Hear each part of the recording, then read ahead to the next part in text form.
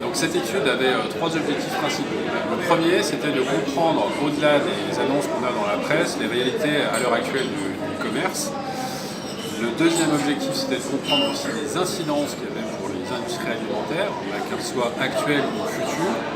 Et puis le troisième point, qui était peut-être un peu plus délicat, c'était de dessiner un avenir. Donc on a fait des scénarios du futur pour ce e-commerce, parce qu'on voit bien au regard de la 70e d'interviews qu'on a réalisées, qu'il n'y a pas de consensus sur ce qui est en train d'arriver ou ce qui va arriver.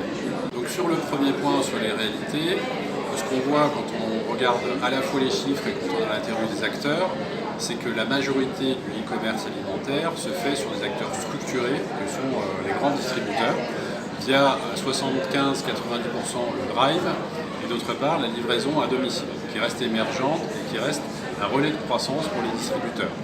À l'heure actuelle, les flux du e-commerce alimentaire via des autres canaux restent marginaux et confrontés à des problématiques de concentration de flux et d'atteinte du consommateur.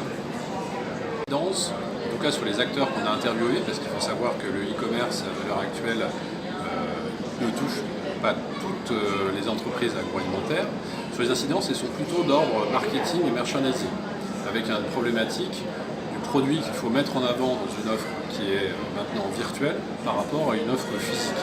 Donc tout ça nécessite l'acquisition de compétences dans un nouveau type de marketing, mais aussi l'acquisition de compétences sur la gestion de la data. Alors sur le domaine du e-commerce, là les choses étaient un peu plus complexes, puisqu'on a développé 4 scénarios, notamment par rapport à des problématiques logistiques. Est-ce que la livraison à domicile va se développer? Est-ce que c'est plutôt du click and collect qui va se développer?